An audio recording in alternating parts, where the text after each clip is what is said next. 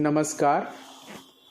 आप सबका मेरे YouTube चैनल आर्ष ज्योतिष अनुसंधान केंद्र पे स्वागत है। आज हम किसान आंदोलन पर चर्चा करने जा रहे हैं। आइए चलते हैं इस पर ज्योतिषीय पहलू जानने की चेष्टा करते कि आखिर ये क्यों इतना बड़ा लंबा खींचता जा रहा है और कब तक चलेगा। सबसे पहले उस समय के ग्रहों की स्थिति की बात करते हैं जिस समय ये शुरू हुआ है। ये नवंबर के अंतिम सप्ताह में क्रिएट हुआ है, लगभग 27-28 नवंबर को क्रिएट हुआ है और इसकी भूमिका 23-24 नवंबर से अचानक क्रिएट बनी है। यूँ तो जब बिल पास हुआ था तभी से ही इसका साइलेंटली विरोध हो रहा था, इसकी प्लानिंग की जा रही थी, लेकिन ये मजबूत रूप से नवंबर के लास्ट सप्ताह में ही सबके सामने आया है। क्यों आया है? एग्रीकल्चर के बारे में जब हम बात करते हैं, कृषि के बारे में जब बात करते हैं तो उसमें सबसे महत्वपूर्ण 2 प्लैनेट का रोल होता है। कृषि को गवर्न बृहस्पति करता है और भूमि को गवर्न करने वाला प्लैनेट होता है वो मंगल होता है। ये 2 प्लैनेट का बहुत बड़ा रोल होता है कृषि का संचालन में और कृषि के विकास में। 20 नवंबर को बृहस्पति जो है मकर राशि में प्रवेश कर गया और शनि के साथ युति बना लिया है। बृहस्पति मकर राशि में नीच का तो होता ही है, साथ में शनि का सानिध्य पा करके उसकी निर्बलता दिखाई दे रही है। इसलिए यहाँ पर कमज़ोर बृहस्पति नहीं कहेंगे, पर यहाँ पर जरूर कहेंगे कि इसकी नीचता जो होती है वो जिन क्षेत्रों पर इनका कार्य होता है उन क्षेत्रों पर नुकसान पहुँचाने, उन क्षेत्रों की हानि करने का समय शुरू हो जाता है। अभी हम कृषि पे बात कर रहे हैं तो टोटली कृषि पर ही केंद्रित होंगे। वैसे भी हमारे ज्योतिष में बृहस्पति जब नीच के हों, अस्त हों तो शुभ कार्य भी करना मना है। सिर्फ इसी कारण से बृहस्पति का शुभत्व स्थान होना, शुभ स्थान में होना बहुत महत्वपूर्ण माना गया है। तो बृहस्पति का नीच का होना एक सबसे बड़ा निगेटिव रहा है और दूसरी चीज़ ये रहा है कि मंगल का मेष राशि में आ जाना। भारत की जन्मपत्री पे अगर बात करें तो जो मकर राशि है वो कर्क, चूँकि भारत की राशि कर्क है तो गोचर से 7वें घर में पड़ता है। 7वें घर का बृहस्पति वैसे भी कमज़ोर होता है और शनि के साथ हो तो और निर्बल हो जाता है। उसके साथ साथ जो मंगल की स्थिति है, चूँकि मंगल की स्थिति मेष राशि में कही जाएगी, वो ज़रूर मजबूत कहा जाएगा, लेकिन वो राजनीतिक सक्रियता का सूचक हो जाता है। चाहे विरोध की बात हो, चाहे सकारात्मकता की बात हो, दोनों दृष्टिकोण से राजनीतिक हलचलों को क्रिएट करने का कारक हो जाता है। दूसरा महत्वपूर्ण बात यह है कि उस समय सूर्य संक्रांति वृश्चिक राशि में थी।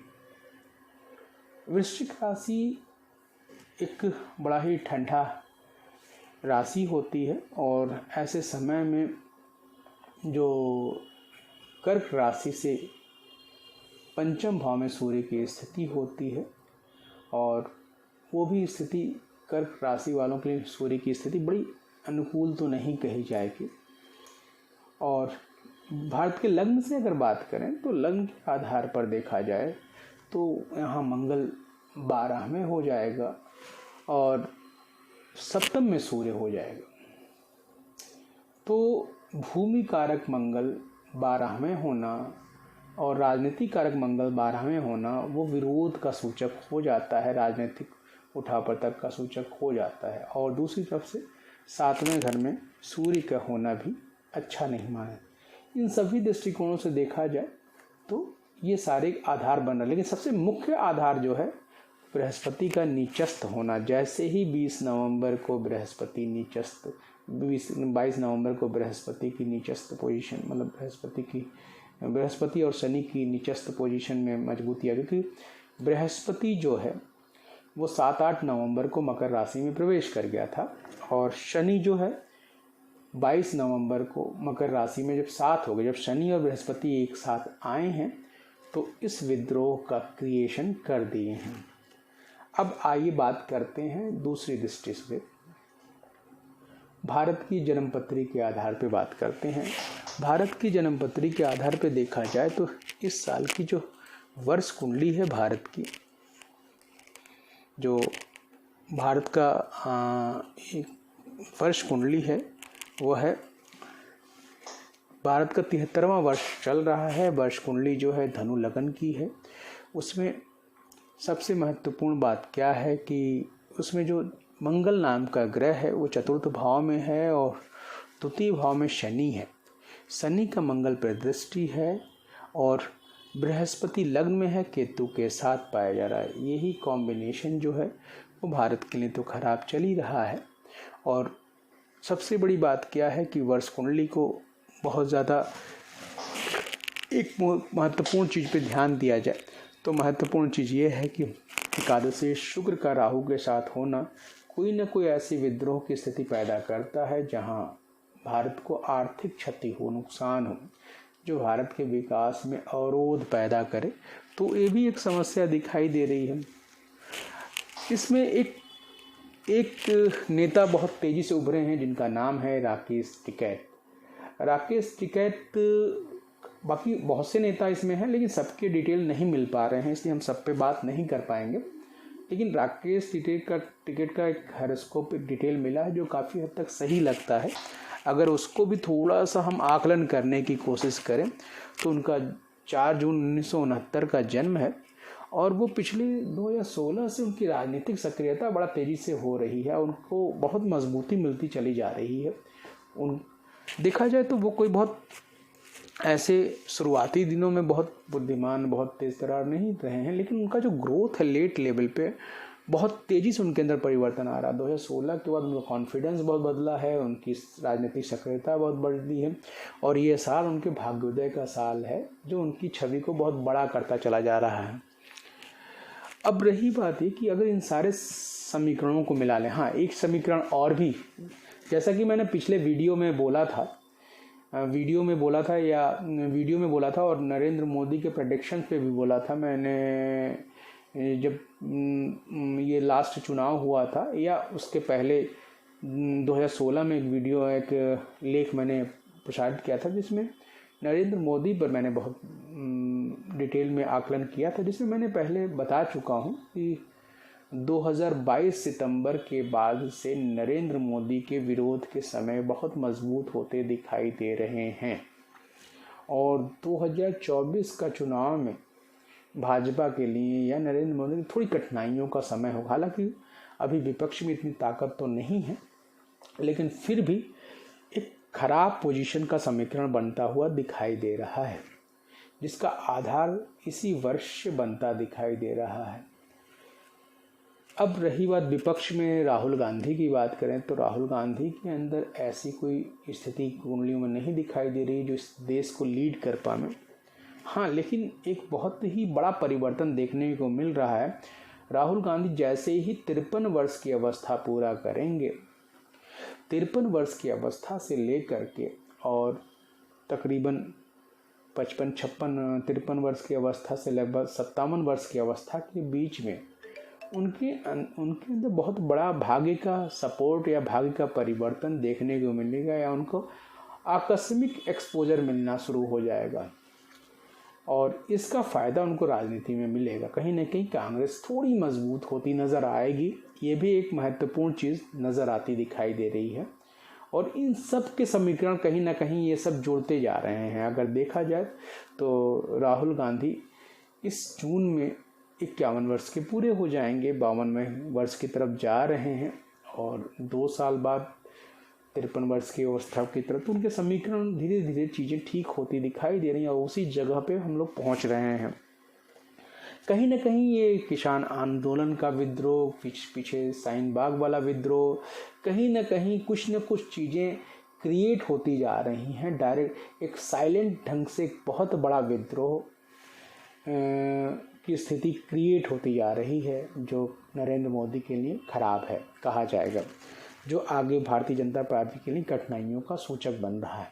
अब आते हैं अभी तत्काल आंदोलन के बारे में बात करते हैं। तो तत्काल आंदोलन का जो ये मैंने कहा कि नीचस्थ बृहस्पति के आधार पर ये शुरू हुआ है, इसका जो महत्वपूर्ण चीज़ें दिखाई दे रही है वो मुख्य रूप से अप्रैल तक ज़्यादा दिखाई दे रही है। हालांकि इसका असर अभी लंबा चलेगा, पूर्णतः समाप्त नहीं होगा, लेकिन टुकड़ी टुकड़ी में ये धीरे धीरे करके शांत होगा।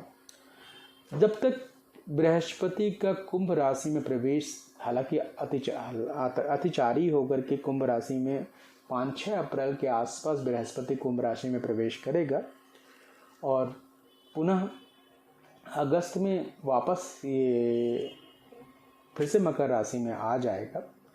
तो हम ये कह सकते हैं कि निकलता दिखाई दे रहा है, शायद कुछ और मुद्दों पे लोगों का दिमाग केंद्रित हो जाए या कुछ और मुद्दों पे डिस्कशन होना शुरू हो जाए, या कहीं ना कहीं कुछ नेता लोग सरकार से कन्विंस हों कि कुछ और डेट्स दिया जाए, जिस डेट्स के बाद उस पर डिस्कस किया जाए, तो कुछ लोग थोड़ा शांत हों। हो सकता है 15 या 20 फरवरी के बाद से इस तरह की स्थितियाँ उभरें और 15 या 20 मार्च के बाद से काफ़ी कुछ इस दिशा में सरकार मजबूती से लोगों को कन्विंस कर पावे।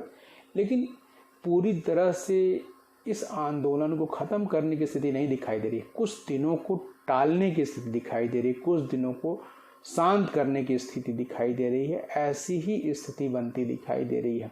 हाँ, लेकिन ये ज़रूर है कि कुछ न कुछ राहत का समय इस फरवरी में भी नज़र हल्के फुल्के आ सकते हैं, लेकिन मुख्य रूप से मार्च के अंत में ज़्यादा नज़र आएगा और अप्रैल ऑनवर्ड्स सरकार के लिए इस मुद्दे पे राहत होता हुआ नज़र आ रहा है। सरकार मजबूती से लोगों को कन्विंस कर पाएगी और कहीं ना कहीं इस मामले को कुछ दिनों के लिए टालने की क्षमता रख पाएगी और इस चीज़ को आगे बढ़ा देगी। अब रही बात ये कि फिर से जब बृहस्पति और शनि नीचस्थ पोजीशन जो सितंबर ऑनवर्ड्स होंगे, फिर कुछ ना कुछ विरोध की स्थिति, या तो यही किसान आंदोलन का ही मुद्दा फिर से रिपीट करेगा, लंबा चलेगा ऐसा लगता है, और ये भी हो सकता है कि कोई और मुद्दा क्रिएट ना हो जाए, कोई और बड़ी प्रॉब्लम क्रिएट ना हो जाए। दूसरी चीज़ मैं यहाँ पर एक चीज़ और जिक्र करना चाहूँगा कि इसी तरह का ग्रहों का कॉम्बिनेशन 1962 में भी क्रिएट हुआ था। नवग्रही सारे ग्रह इकट्ठे हो गए थे। अगर इसी फरवरी का महीने की बात करें तो बृहस्पति, शुक्र, शनि, सूर्य, केतु सब के सब मकर राशि में इकट्ठे हो गए थे और 1962 में चाइना युद्ध भी हुआ था, जो 20 अक्टूबर के आसपास का समय है। और देखा जाए तो जब दोबारा बृहस्पति शनि इस समय इस वर्ष में इकट्ठा हो रहे हैं अगस्त लास्ट से, यानी सितंबर, अक्टूबर और नवंबर का जो पीरियड होगा वो भी भारत के लिए थोड़ा कठिनाइयों का होगा। या तो कुछ धार्मिक उन्माद की स्थिति हो सकती, धार्मिक तनाव की स्थिति हो सकती है, या कुछ पड़ोसी देशों में विद्रोह या तनाव की स्थिति, या कहीं ना कहीं कुछ न कुछ इस तरह के मतलब द्वेष की स्थिति या जैसे कि टकराहट की स्थिति उत्पन्न हो सकती है। पर एक बात जरूर है कि उस समय में और इस समय में फ़र्क इतना ही है कि उस समय जो शनि की पोजीशन थी और इस समय की जो शनि की पोजीशन है, उन दोनों में फ़र्क इतना ही है कि उस समय शुरुआती दिनों में जो शनि है वो श्रवण नक्षत्र से गुजर रहा था और यहाँ अक्टूबर के समय में शनि जो है श्रवण नक्षत्र को बिताता हुआ जा रहा है और धनिष्ठा नक्षत्र की तरफ बढ़ रहा है। दूसरी बात ये कह सकते हैं हम कि अक्टूबर ऑनवर्ड्स की अगर हम बात करें तो थोड़ा सा मंगल की पोजीशन भी इतनी मजबूत नहीं दिखाई दे रही है कि कोई बड़ा मतलब अप्रिय घटना करा दे। लेकिन हाँ, फिर भी भारत के लिए वो तनावपूर्ण समय ही होगा 2-3 महीना, और सरकार के विरोध की स्थिति उत्पन्न होगी, विरोधी ताकतें सक्रिय होंगी। तो सरकार को इसमें बड़ा ही सजग होना चाहिए और इन मुद्दों पे बड़ा ही सोच समझ करके आगे बढ़ना चाहिए। आशा है कि ये सारी बातें आपको मेरी पसंद आएंगी और आप लोग ऐसे ही हमारा वीडियो देखते रहें, लाइक करते रहें और नई नई जानकारियाँ हम आपको देते रहेंगे। नमस्कार।